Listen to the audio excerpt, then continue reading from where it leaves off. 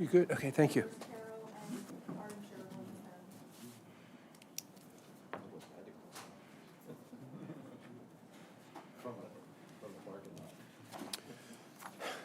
Good morning. My name is Paul Wiedefeld. I'm the chairman of the Maryland Transportation Authority Board. Today is Wednesday, October 23rd, 2024. I hereby call the meeting of the MDTA Board to order at 9 a.m. This morning, we're having our meeting in person at MDTA headquarters in accordance with live streaming law. This meeting is being live streamed on MDTA's board webpage. I would like to say welcome to the members and staff who are with us today. Also would like to state for the record that members Carol and Penny Ardinger are joining us today via the conference call. As a reminder, I ask that anyone who is in the room with us this morning to refrain from speaking unless you are presenting or answering a question to avoid background noise on the live stream. I would also like to ask members to speak loudly and clearly so those in the back of the room, bless you, are able to hear you. Also, please say your name when motioning or seconding to help with the meeting minutes. There are no members in the public, no elected officials, and no media who have pre-registered to comment at this morning's meeting. For those who are watching this meeting via the live stream, we have posted the materials for today's meeting on the MDTA board webpage so that you can follow along if you like. We'll now begin with today's agenda. The first agenda item is approval of the open session minute meeting September 26, 24. Make a motion, Member Cox, to approve. Second, Member Gaines. Okay, all in favor? Aye. Thank you. Aye. Thank you. The second item is contract awards. Mr. Davis?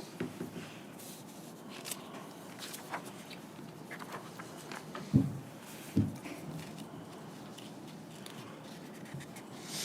morning, Mr. Chairman. Good morning, members of the board. My name is Jeff Davis from the Division of Procurement. I'm here to present two contracts for contingent approval today. Turn this microphone so they don't have to come out here and fix it for me.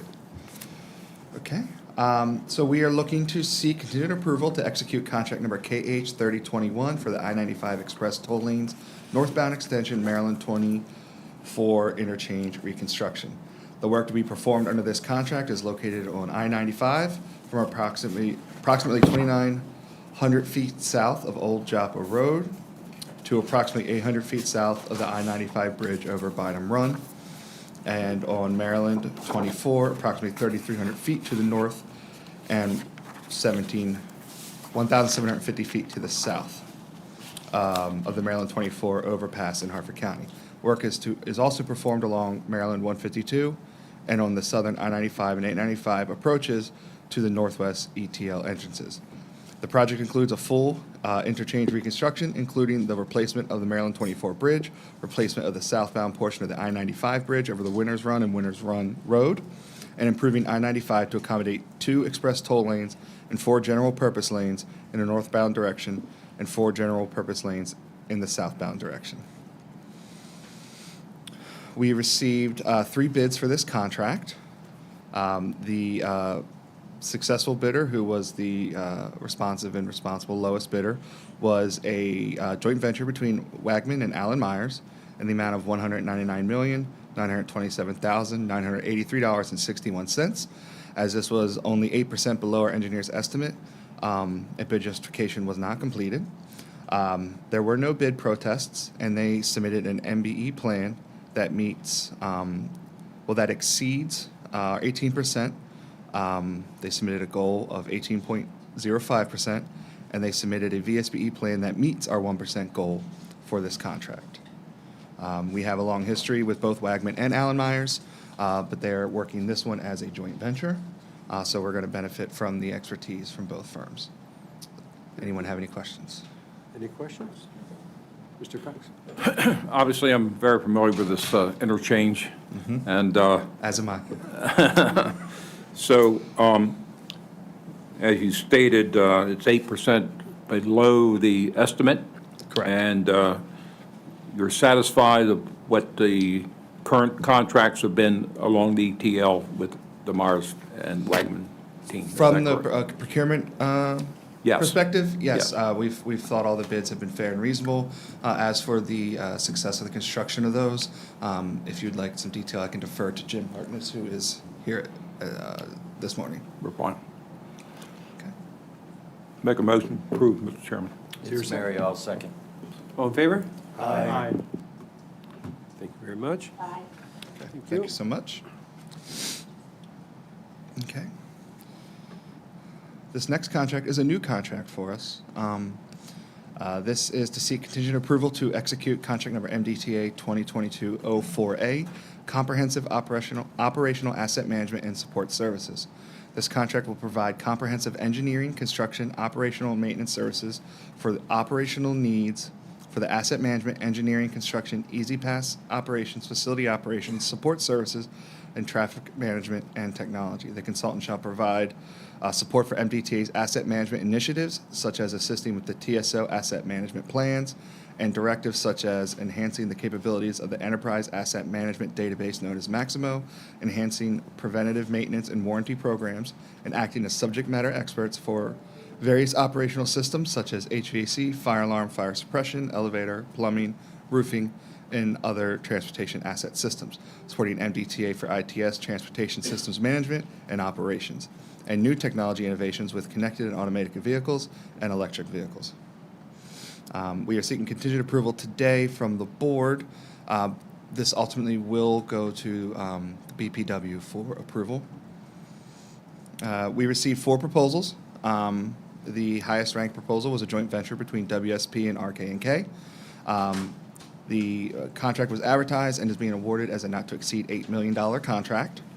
And they have submitted an MBE plan that meets our 29% goal and a VSBE plan that meets our 1% goal. We received no bid protests, and I'm available for any questions you may have. Are there any? Okay, so there were 4, we see 1 here. What were the other 3? Yes, so there were 4 proposals. The way we draft these summaries is we try to highlight for an A&E contract or an RFP, we highlight the selected firms. So I don't have the information here on that form, but I can get you the information of the other proposers if you'd like. I could do it now, or I could follow up with you. Follow-up's fine. Okay. So I'll make a motion that we approve this contract. Thank you. Is there a second? Second. All in favor? Aye. And I did want to note that a member of Van Powers recused himself from this particular issue. Oh, yes, yes. Okay. Okay. Thank you so much. Thank you. The third agenda item is approval of the Code of Maryland Regulations. Heather and Mary?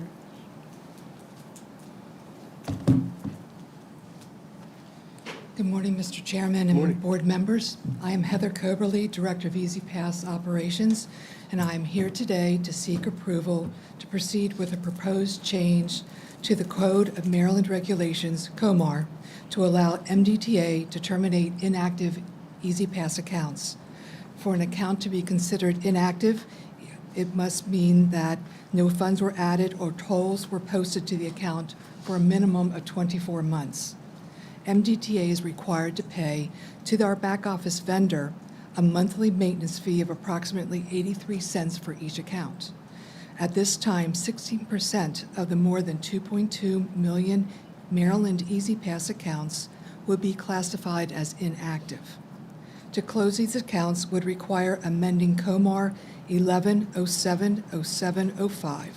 The proposed change would allow MDTA to terminate an account due to the lack of activity for at least 24 months. After discussing the legal timeframe with legal, it was agreed upon that the period of 24 months was a sufficient length of time for a customer to resume using their Easy Pass for their commute or for travel post-pandemic. If an account meets the inactive criteria, the account holder will be notified about the pending termination, and any remaining unencumbered funds greater than $3.50 will be refunded to the customer. If the board approves this item, the regulatory changes will be presented to the Joint Committee on Administrative, Executive, and Legislative Review. Staff recommendation is for MDTA board approval to proceed with a proposed change to the Code of Maryland Regulations 11070705. Thank you for your consideration. Thank you. Any questions? I'll make a motion that we proceed. This is Member Von Paris. I'll second Member Jimmy. I do have a question. Okay. So what I'm sorry. happens to the funds in those accounts when they're closed by? If they're greater than $3.50, they will be returned to the account Okay, holder. thank you. Great, thank you. So, heard motion is second. All in favor? Aye. Thank you very much. Thank you. Fourth agenda item is an update on the independent auditor's report. Ms. Sharpless? Good morning. For the record, I'm Deb Sharpless, MDTA's Chief Financial Officer. The first item I'm presenting is what's called a SOC 1 Type 2 and a SOC 2 Type 2 audit. TransCore receives both a SOC 1 and a SOC 2 audit, whereas CAPS receives only a SOC 1 audit. A SOC 1 audit allows for the reliability of the information that comes out of the tolling system for financial statement purposes. A SOC 2 audit is what's commonly known as like the trust principles. We do that type of audit because of the type of confidential information that's within the back office system, whereas the CAPS system does not have that confidential information. So moving on to the PowerPoint, the audit was conducted by SB and Company, and this item was discussed with the Finance Committee. So for the SOC 1 Type 2 audit, and the Type 2 piece means that the control objectives that were being tested, were being considered in a Type 2 audit, those controls are actually tested to ensure that what's being asserted is in fact occurring. So for the audit, with TransCore, 11 control objectives were tested, and with CAPS, 5 control objectives were tested, and there were no findings, and there was an unmodified opinion was issued. On the SOC 2 Type 2 with TransCore, there was one finding, and it related to the timing of the disaster recovery testing. An unmodified opinion was also issued with this. These are annual audits. This is an improvement. Obviously, no findings is really good, and this one finding, in the grand scheme of things, it's the trust principles, the core piece of it, the confidentiality of information, we can rely upon that. This is an improvement. Not that the prior year audits were bad in any stretch, but still, this is an improvement from the prior years. So with that, happy to answer any questions. Any questions? Comments? Thank you. Thank you, Tim. So, All right, the fifth agenda item is the quarterly update on traffic and revenues. Sharpless again? yes. So this is the year-end financial report, and I'm going to take a little extra time and walk through the key takeaways first. First, when we look at fiscal year '24, the first half of the year, passenger traffic either reached pre-pandemic levels or in some cases matched and in other cases exceeded, depending on the facility, for much of the fiscal year. And during commercial traffic continues, even after the collapse, to outperform pre-pandemic levels. Following the lesion of with the Dolly and the collapse of the Key Bridge, commercial traffic began declining in this last quarter, and it's resulting in a fairly significant decrease in revenue. What I mean by that is, we're talking millions and millions of dollars here, right? And significance, if we're talking about a percentage, it's far less significant. But if we're just still talking about millions of dollars, it's still significant. And Easy Pass revenue continues to exceed forecast, and video tolls and any collections from Central Collections Unit, CCU, they are lower than forecast, and we'll talk about that some more. So now, if we look at the table on page 2, we're starting off with transactions. If we compare transactions, we're 4.5 million below. If we look at the forecast, so this is comparing us to the prior year. If we compare to the forecast, where are we in '24 compared to the forecast? We're 2.4 million. If we look at it from a revenue perspective, we're 5.5 million behind last year, and we're 8.8 million behind our forecast. Okay. Now I'd like to jump down to attachment A. And so at a high level, that you can see the 8.8 million that we are behind. We're ahead on Easy Pass by 4 million. We're behind on video, pay-by-plate, and any administrative, which includes collections from CCU, by nearly 13 million. Now, if we go to attachment C, we answer the question, what makes up that $8.8 million? 2.6 of it is a timing difference. So that's good. So if we're looking at it on a receivable basis, and remember, this is on a cash basis because that's what the trust agreement requires, we are 6 million behind because there was just a delay in processing some ICC transactions by 2 weeks, which just bumps us over into the next fiscal year. And then when you can see how Easy Pass is ahead, that I was talking about, and then when we get into video toll and CCU, that's where you can see that we're behind forecast. And please note that these numbers are, when I say we're comparing to the forecast, if you remember, we had what's called a write-down. We went back to CDM Smith and we asked them to update our forecast. So we are comparing to our updated forecast. So happy to answer any questions. The updated forecast, was that post, for instance, Scott Key Bridge Yes. collapse? Okay. That just to make was sure the we're reason clear. for the ask. Gotcha. Any questions? The only other question I had was, I know we probably don't know, but if the bridge hadn't collapsed, obviously, we would have had a forecast. We'd be saying, all right, where are we compared to our forecast? Do we have any other sense? Are there any other factors that could be driving the decline? Or do we think it's purely the bridge? Or The video toll is underperforming some. It's a national trend, Okay. but the bridge had a significant impact. Sure, We were sure. tracking above forecast, Okay. Prior to. And then by facility, do we have that? That's what's on table 2?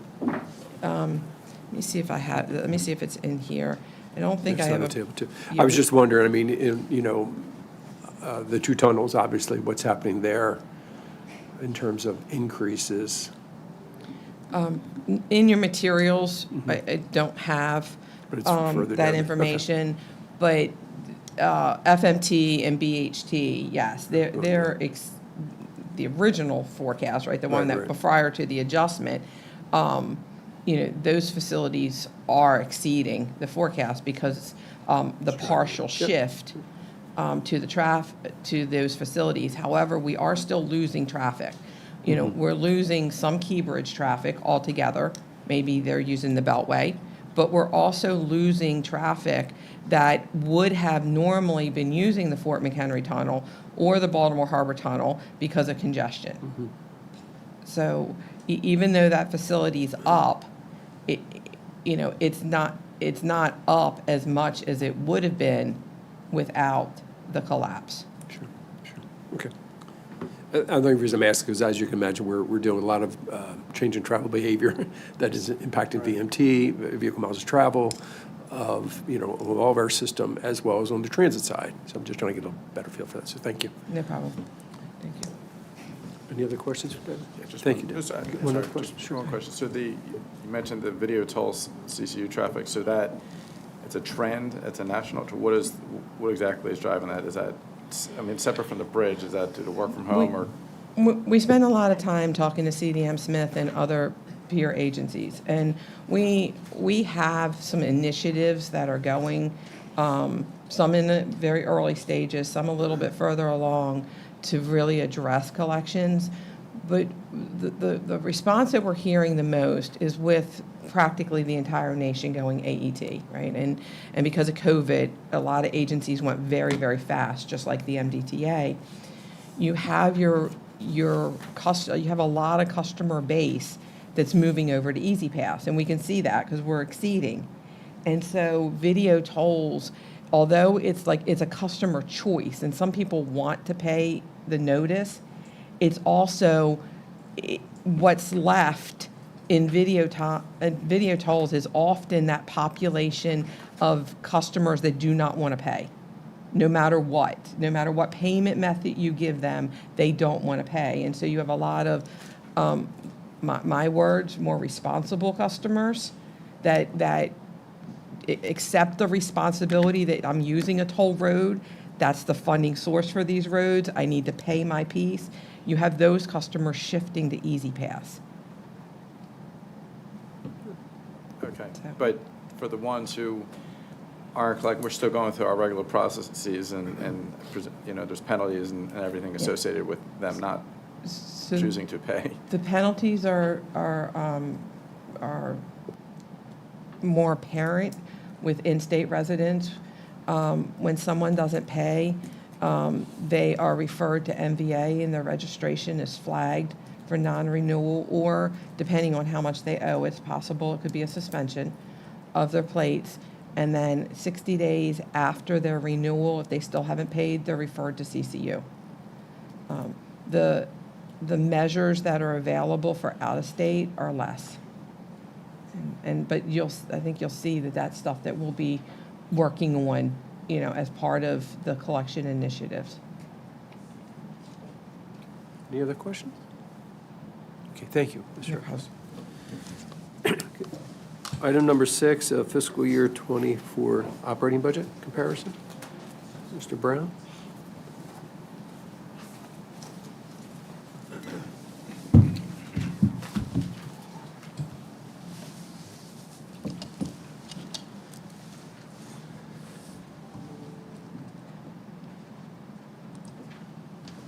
Good morning, Board. For the record, my name is Jeffrey Brown, Budget Director for the MDTA, and I'm here today to provide an update for fiscal 2024 budget versus actuals performance. As of June 30th, 2024, we had spent 94% of the budget compared to a target of 100%. The primary drivers are contractual services, expenses, employee overtime, and higher insurance premiums due to market pressures.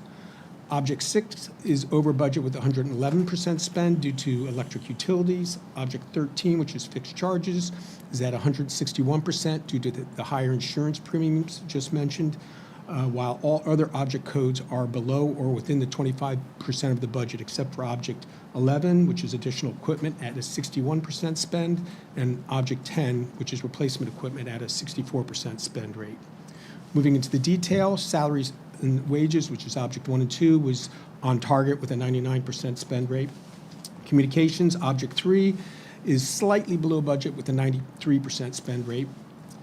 Travel, Object 4, is below budget with a 75% spend rate. This is due to not completely recovering from the pandemic and more virtual activity.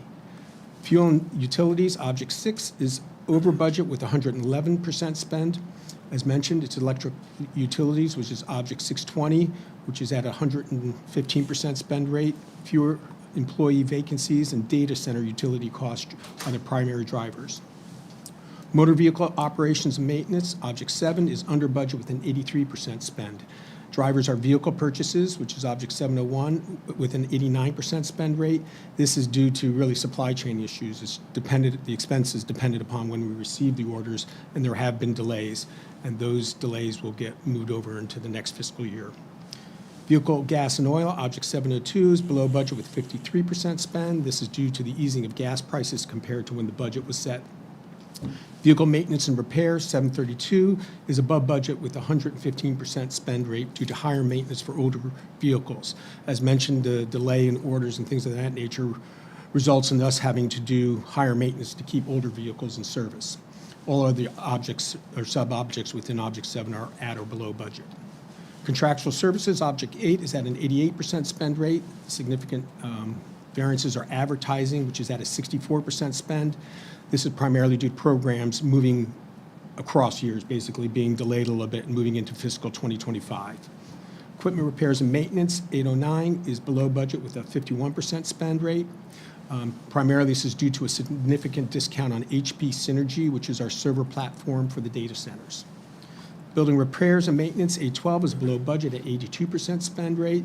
This is where we had the Key Bridge cost for debris and salvage removal budgeted. And we attempted to budget that very conservatively, and this has come in under budget.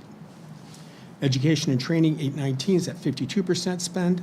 Again, this is another line which has not kind of returned to pre-pandemic levels, as I think there's a lot more virtual activity occurring. Management studies, 820.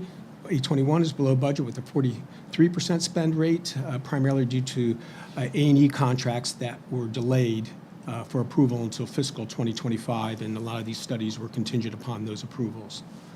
IT-related costs, which is 841 to 869, are just slightly slightly below budget at a 91% spend rate, while Easy Pass Service Center costs, 873, is slightly above budget at 101. Other contractual services, 899, is above budget with 132% spend rate, and this is due to Maryland State Police's overhead rate changes. Supplies and materials are below budget with an 82% spend. Drivers are roadway maintenance, 905, at an 81% spend rate. This is due to employee vacancies, which had meant less available manpower and activity.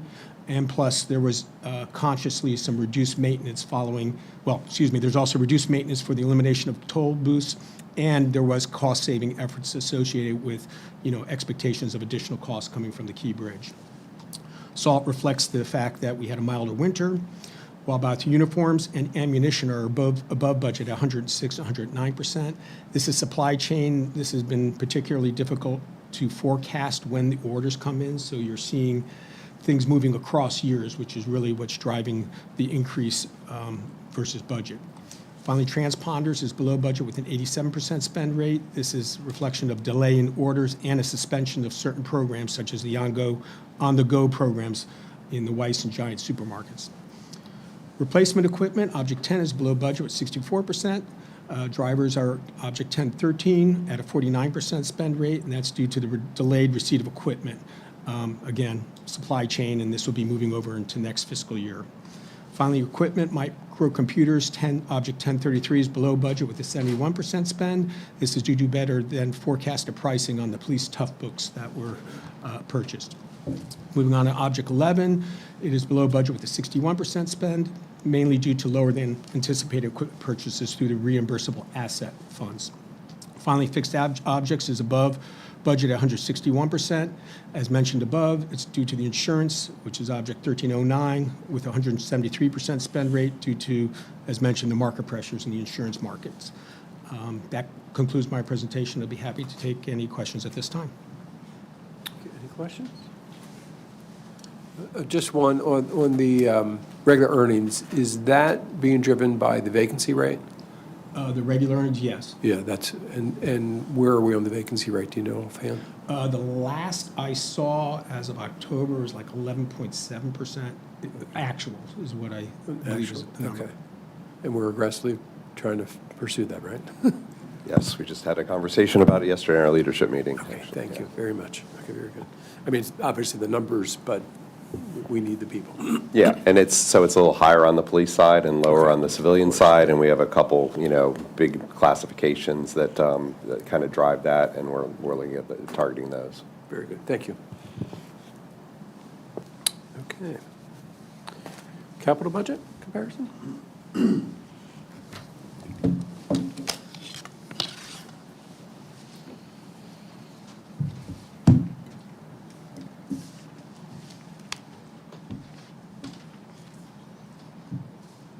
morning. Morning. I'm Jeannie Marriott, the Capital Program Manager, and I'm here today to provide the board with the status of actual fiscal year 24 capital spending against the fiscal year 24 capital budget in the fiscal year 24 to 29 draft consolidated transportation program. This information was also presented to the Finance and Administration Committee on October 10th. Actual capital spending for fiscal year 24 was $406.4 million, which is 75.3% of the $539.6 million budget. 6 of the 83 projects budgeted in fiscal year 24 were within the acceptable spending limits of 90 to 110%, which is plus or minus 10% of the 100% target.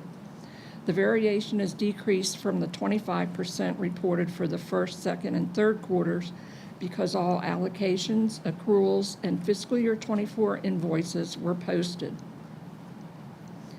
Actual spending through the fourth quarter for 10 projects budgeted for more than $11 million each in fiscal year 24. And there's a typo in your memo. That was supposed to be $271.9 million. And we'll look at those in a moment. And the risk with capital spending going forward, the 4-year $1.7 billion project to rebuild the Francis Scott Key Bridge presents significant risks that MDTA is working to mitigate. As this project is 34% of the total fiscal year 25 to 30 MDTA CTP, changes to the schedule and budget would greatly impact the fiscal year 25 to 30 capital spending.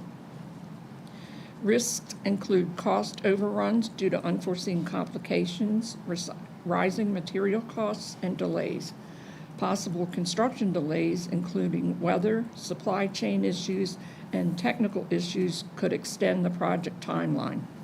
Federal funding and support may help mitigate these risks. And now we look at attachment A. This is the 10 projects that were budgeted for over $11 million in the fiscal year 24 to 29 draft CTP. And those budgets ranged from $83.4 million to $11.1 million. And the overall spend rate for these projects was 75%. Any questions? Questions? Just one comment, if I could, on the risk issue associated with the Francis Scott Key Bridge. I think it's also important to keep in mind that the dollar figure of the 1.7 was literally developed in days after the bridge collapsed because of the federal process to go after the ER funding. In effect, you had to put a number out there. I just think it's very important that you've outlined some of the potential risks to that number, so thank you. Any other questions or comments? Thank you. You're still up. Okay, now I'm going to provide the board with an overview of the MDTA Consolidated Transportation Program process and an update on the additions to the capital program.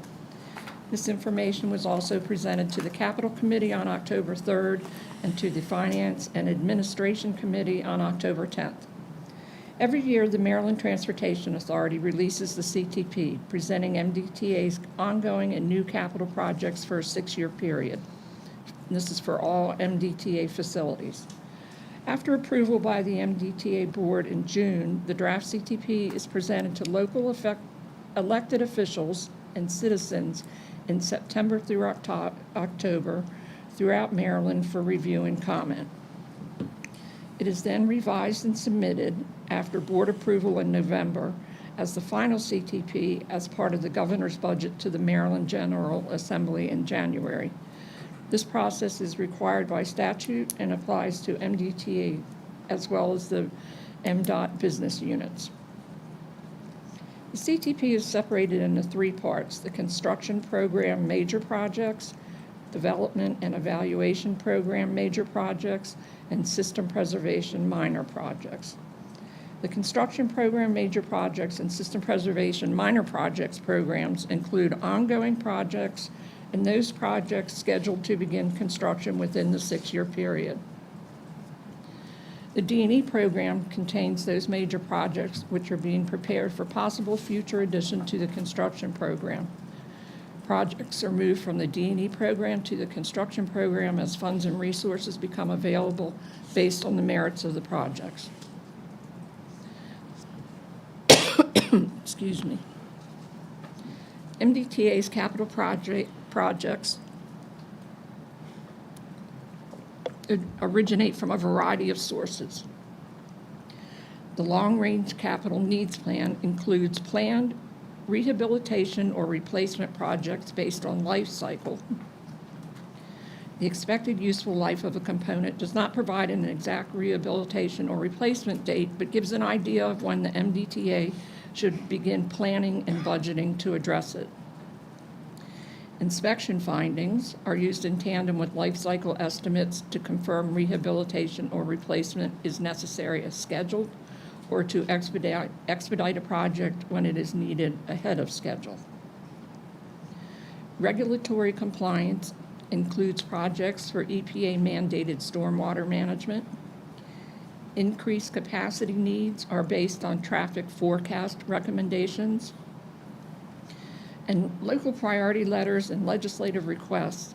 These are established each year as counties and Baltimore City are asked to submit a list of priorities for the state transportation system. Generally, these priority letters include the concurrent signatures of the legislative delegation representing that county or the city. Once identified, projects are prioritized based on customer needs for safety and security, or increased capacity through improvements or system preservation. Funding availability to budget for identified projects is based on the MDTA's 6-year financial forecast, which considers estimates of traffic and revenue, the operating and capital budgets, debt service payments, the potential need for future bond sales and toll increases, in compliance with financial standards, including the trust agreement covenant, debt service coverage, and unrestricted cash balance. The fiscal year 25 to 30 final CTP to be presented for approval in November includes 11 new projects, and these are on the attachment. So these projects are being added to the final CTP.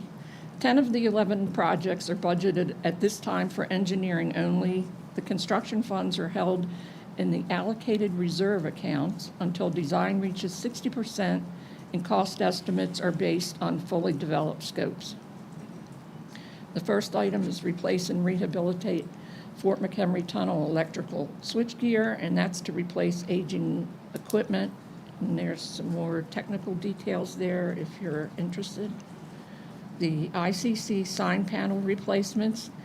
So those sign panels are due for replacement because the service life is over on those. Multi-area bridge bearings and joints rehabilitation. A recently completed study identified and prioritized Harbor Tunnel and Kennedy Highway bridges in need of bearings and joints replacements prior to failures. Highways ramp rehabilitation and paving. The MDTA Life Cycle Management Plan provides performance targets for the highway ramp system. The goal of this project is to address the state of good repair needs across multiple facilities to bring the ramps into compliance with the LMP targets. The Fort McHenry Tunnel Administration Building Easy Pass renovation is to provide office space for consolidated Easy Pass staff. Chesapeake House water system repairs. This will provide emergency and long-term repair of the water system at Chesapeake House. Then on the next page, on-call facility and building repairs. This will provide labor, equipment, materials, etc. necessary to perform miscellaneous facility and building and other types of repairs, upgrades, replacements, and new construction. And this includes the interiors and exteriors on campus of any MDTA facilities. Next up is the I-895 southbound spur approach bridge replacement.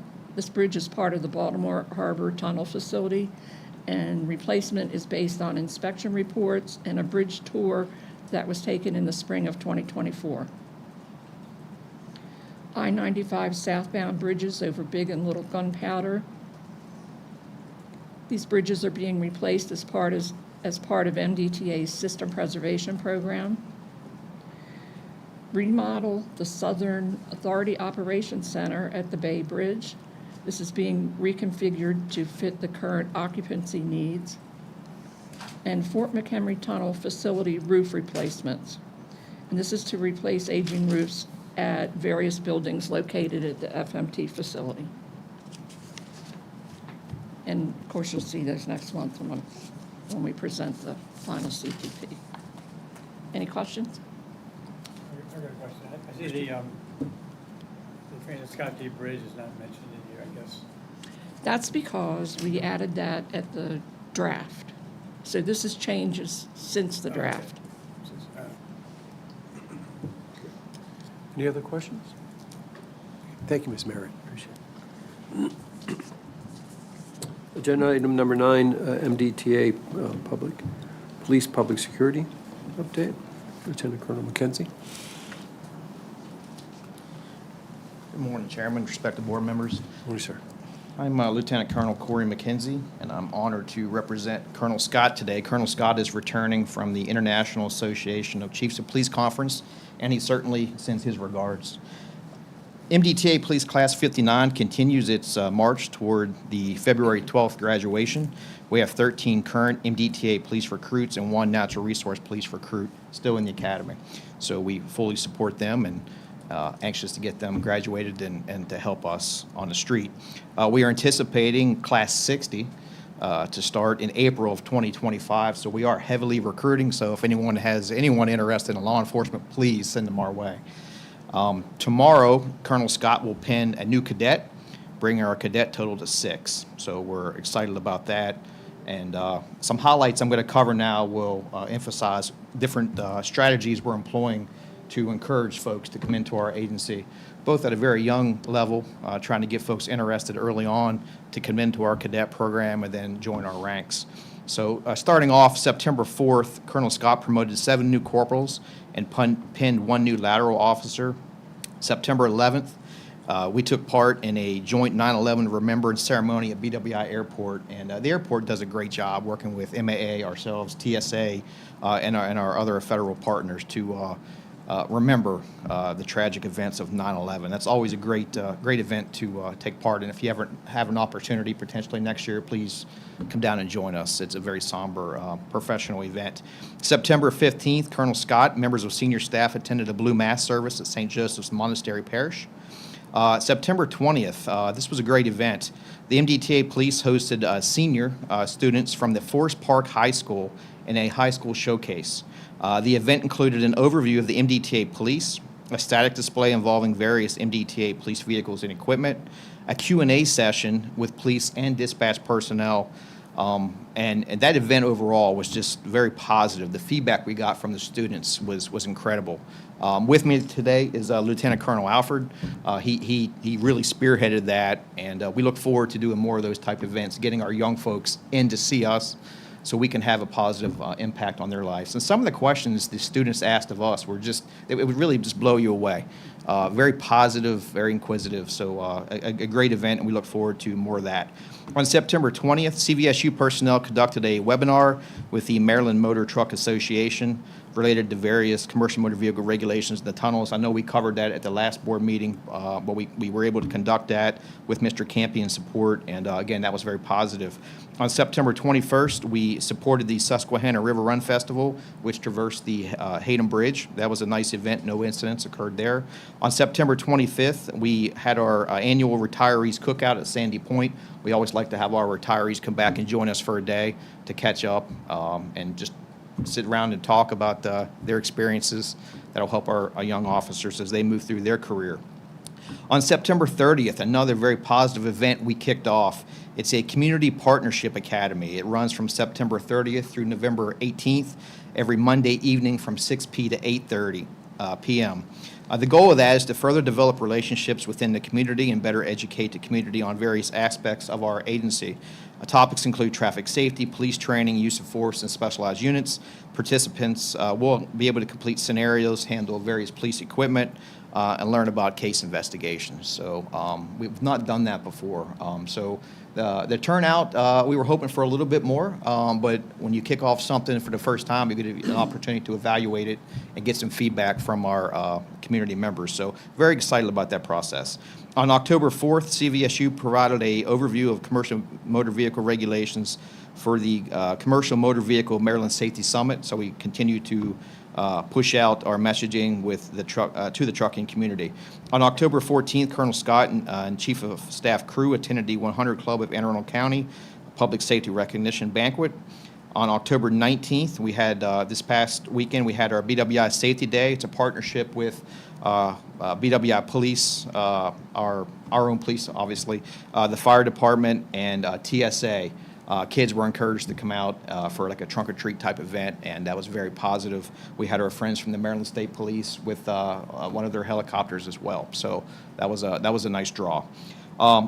Upcoming events, we have some trunk or treat events, including one here Friday evening to encourage more community involvement. On Sunday, October 27th, we have the Carnival Cruise 20th anniversary in Maryland event at the cruise terminal. I'm honored to attend that because they want to honor our heroes from the Key Bridge collapse. So many of our officers that did a fantastic job will be honored there for that event. So we're looking forward to that. And then along the same vein, on the 31st, Colonel Scott and our heroes from the FSK collapse will travel to Philadelphia for the American Association of State Highway and Transportation Officials Conference, where they too will be formally recognized for their outstanding actions. So very positive. October 9th, we had the Bay Bridge Run coming up. And November 16th, we have a Women in Law Enforcement recruiting event. Attendees will be given an overview of the agency, a static display, and a Q&A session, and they'll be able to take both the written and physical tests on that same day. So we're hoping to get more, again, folks into the academy. And the last thing I'll cover in January, we are honored to send Captain Kevin Aide, our commander of the BWI Airport Detachment, to the next FBI National Academy. So I'm a graduate there myself, so it's a great opportunity for him to further hone his skills and develop great networking opportunities. So that's all I have for today. Thank you, Lieutenant Colonel. Any questions? Lieutenant Colonel, I just want to thank you, obviously, for personally everything that you do for the department, but the entire force. Thank you, sir. And just listening to the things that you were just talking about here, there's a lot of short-term things there, but they really have long-term tails to them. So thank you for continuing to focus on those. I know it takes time and effort, and I know it takes some personal time for some of these events for you and in particular the command staff. So I just want to share my appreciation for that. So thank you. And we appreciate the board's support at all of our events. Various folks, board members show up at our events, and please continue that. That means a lot to us. Thank you, sir. Thank you. All right, the last public open session agenda item is the Executive Director's report. Mr. Gardner. Thank you. For the record, Bruce Gartner, Executive Director of the MDTA. I'd like to segue off of a few things that Lieutenant Colonel brought up. Both the Hayden Bridge run and the Bay Bridge run coming up are supported not only by the police but our operations staff, and they really show a commitment of our agency to the communities in which we operate, in a different mode on that day. But I really do appreciate the staff's efforts in both of those activities, because I think they make a great connection with the customers that we serve on an everyday basis. Switching over to some both positive comments and to kind of start off on recognizing a little bit of a sad note for us at the MDTA, and particularly for our CFO, Deb Sharpless, but we did lose a valued member of our MDTA family and our fleet manager, Dave Sharpless, this past month. Thank you for those of you that could come to his services. I remember my last interaction with Dave was, he's proudly showing me pictures on his phone of one of the workboats that he helped procure. It was a long, long process. So he was able to see it, unfortunately, not get out on it before we lost Dave, but our thoughts and prayers continue to be with Dave and her sons, Cameron and David, throughout this process. And sorry to do that to Deb, in a public setting. But I really, he did mean a lot to both of us. I know, we're all here to support Deb in this. So apologies, Deb, but our thoughts and prayers are with you still. This month has been a very busy month for meetings, public meetings. The Baltimore City and Baltimore County meetings were held Monday. And our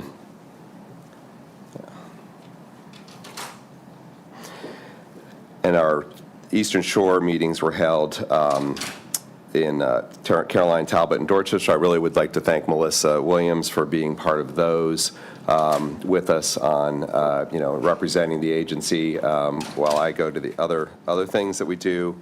We wrap up this week with Montgomery, Prince George's County, with Harford County on Friday. So busy month. I'm sorry, what is the time for the Harford County tour? That's, I believe, in the middle of the day. We need to make sure the board members know that, because it was changed. Yeah, that's right. Oh, that's right. Yeah, it was, I believe it's noon. Noon, and we will, get those back to you before you leave here today. Yes, because really, originally I wasn't being able to attend that. Finally, just a lot of prep that goes on for those meetings, not nearly as much on our side as some of the other modes, but our planning staff and not only our government affairs staff, Brad and James, involved with those meetings. We're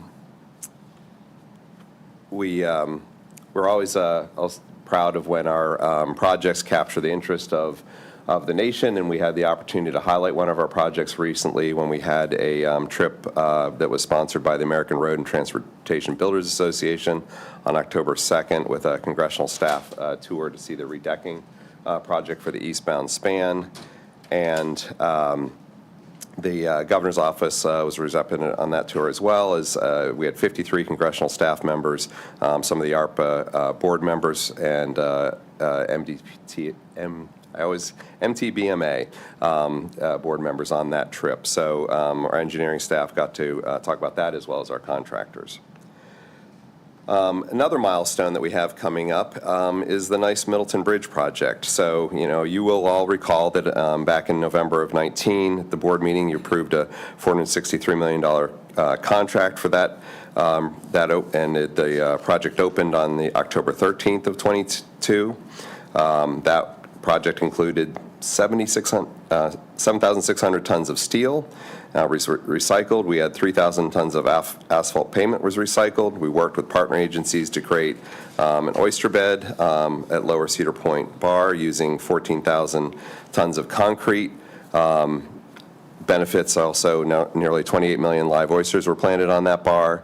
So a lot of good things about that project. Why do I mention it? Well, the contractor is about to complete that project in November, and that would make it the conclusion of the construction as they demobilize on that. So it's a little bit sight unseen because of all the active traffic over that since the opening back in 22. But, just big things continue to conclude in sometimes small ways. Then finally, I'd like to share some personnel news. We have a nearly 10-year dedicated service employee that in MDTA and Jeff Davis that has been named our procurement director. In the past month, Donna DeSerbo will retire in February of 2025, so we share both of them for the next few months, and Donna's been gracious enough to give us a good transition period to help Jeff out because, there's such a great amount of work going on in our procurement field these days. So, I know Deb's very proud of the fact that that Jeff has gotten that promotion within procurement as well. So, speaking for her, we also are pleased to introduce some new staff. Brad, Tanner, if you could stand up for the board, but Brad recently joined us as our Director of Communication. He joins us from the Maryland Judiciary. He's a seasoned communications professional in public information, media relations, crisis communications, and community outreach, and he started on Monday. So I'd like to welcome Brad. Lastly, a little bit of a sad note for MDTA, but not for MDOT. Ebony Moore, as many of you know, will be leaving us, but fortunately she will stay in the family and move over to the MAA to be Deputy Director of Customer Experience at MAA. So I think the Secretary and I both, little pause there. The Secretary and I know Percy and others do it at new employee orientations, basically extolling the virtues of MDOT and MDTA as these opportunities, going back and forth between the agencies. We always want people to come back. Ebony's already come back to us once, so maybe she'll do it again at some point. But It's my third time. Same here, same here. So anyway, just proof of our pitches, I think, are true to new employees and to people in other training. So looking ahead, in addition to having the events like at the Bay Bridge on November 9th, we have the Bay Crossing Tier 2 NEPA study that's continuing to move forward. We're hoping for those to announce those open houses in early December. We're in the final stages of working through some documentation with Federal Highways on that.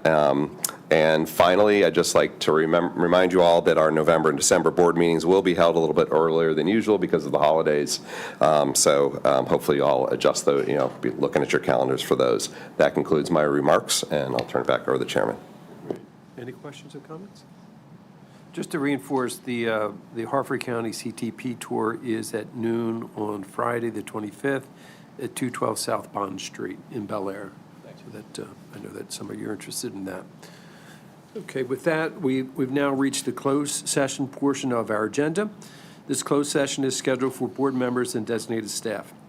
For those persons in this room and on the live stream, as soon as we have completed the closed session, we will come back to this room to ratify any actions that might be taken in closed session and continue with the remainder of the agenda in open session. We appreciate your patience.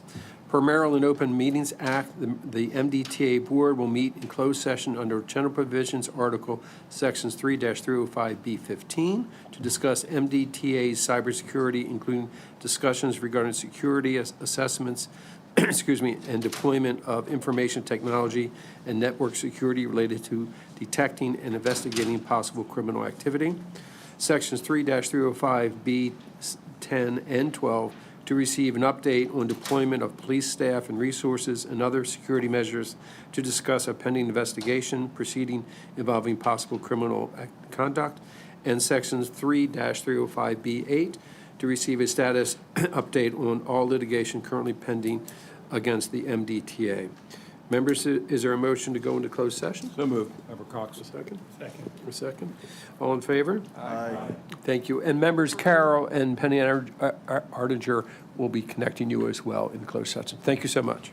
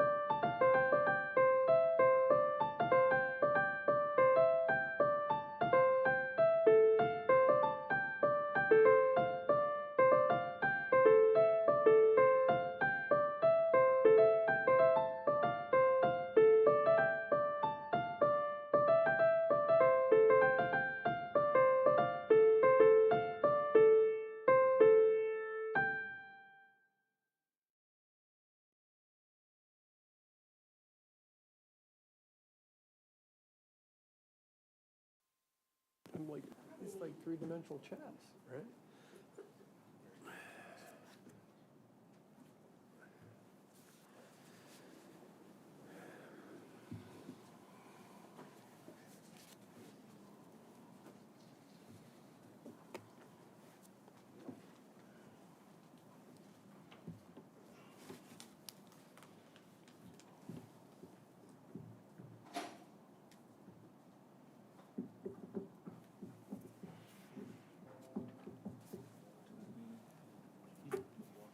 Good to go? Okay, very good.